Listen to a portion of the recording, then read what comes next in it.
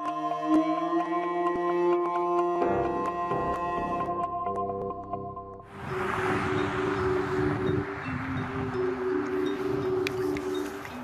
building makes me feel like I'm in Germany for some reason. It just does not seem like a building from South St. Paul or West St. Paul. It's exotic to me. I have to say the building looks better when there's snow everywhere. And I just like the colors and the placement and that large grid on there. I like to fantasize that I have business that I have to do in this building. And then I try to look at the directory and find my way down the hall and have some weird cleaning smell in there. That's just sort of my fantasy about this building. I've never been in this building. I don't want to go in there because I don't want to be disappointed. I'm Carolyn Swiszcz. I'm a painter and I also make videos. And I live in West St. Paul.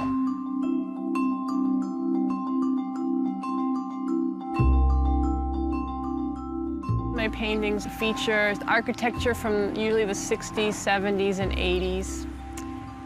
Deserted strip malls, little pathetic businesses. I really like the feeling of melancholy. For instance, that Sunday evening feeling when you have Monday coming. I always used to hate that feeling, but now my paintings kind of dwell in that realm.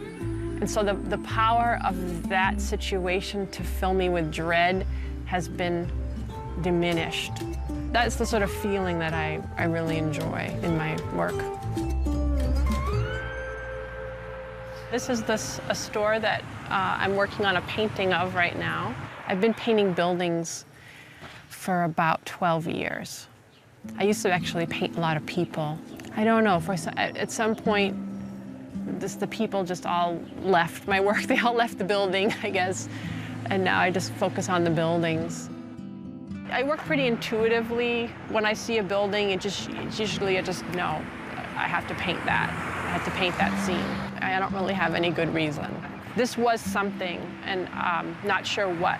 When you see that kind of standard building design around town, it's interesting to me, and then you can see how how people adapt the building to future uses.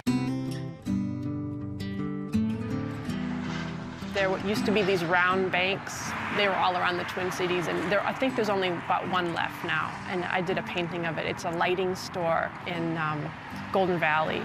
I've painted buildings all over the Twin Cities.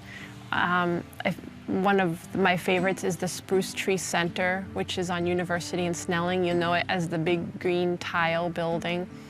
I also did a big concentration of paintings that I made on the intersection of Lexington and Larpenteur over in Roseville. There's a Flowerama over there, the Pet Connection, Old Mexico restaurant. I'm not sure what it is about this particular intersection of the Twin Cities, but there's mostly locally owned businesses over there. And so they have a lot of leeway to decorate and use whatever particular signage that they might find. And it might not be the hippest, slickest, newest signage, which is what I enjoy. This building, when I first moved to West St. Paul, was a cell phone store. And then it was a laundromat. And now it's dormant, it's lying dormant for its next incarnation. You know what would be cool? If I could have I should have a West St. Paul show in here for a month. Wouldn't that be neat?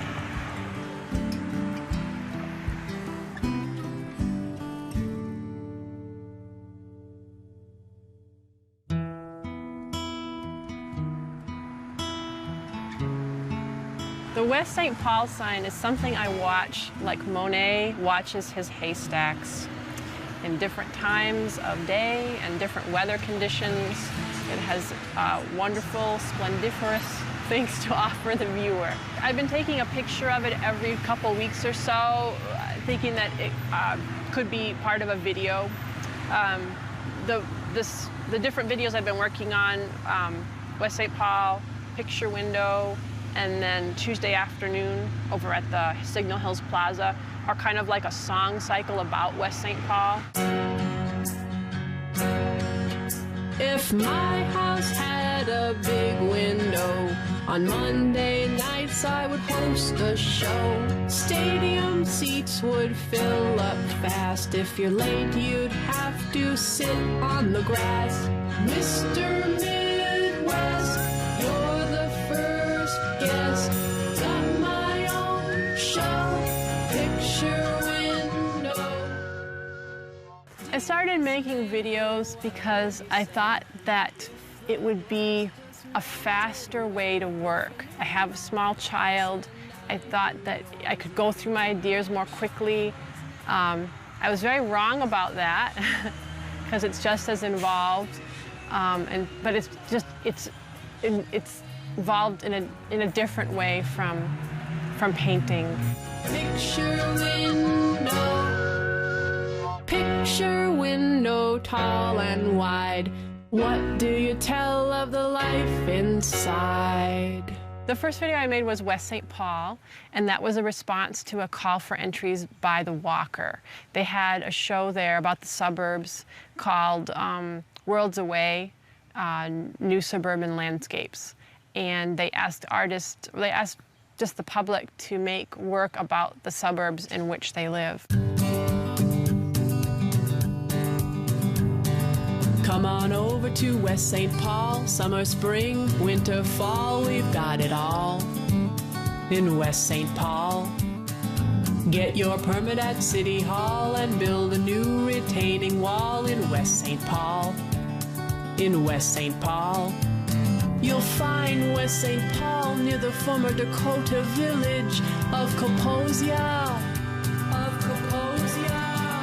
Today, West St. Paul is south of downtown St. Paul. My day job is doing tours for the Minnesota Historical Society, and so I'm kind of playing that role as a person that gives you helpful information about this part of the metro area. It's pretty, and you can complete your errands here conveniently.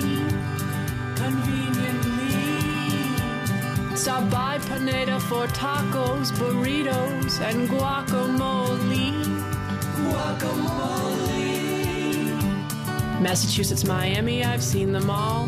What made me answer the call of West St. Paul? My husband Wilson collected a lot of the really dreadful, dirty snow winter footage around town. And we certainly weren't intending to show West St. Paul in its worst light. It just happened to be when the video was made. But I figured if you can take Minnesota on that worst day of the year and you can embrace it and all of its unsightliness, then what a wonderful gift you get on a day like this.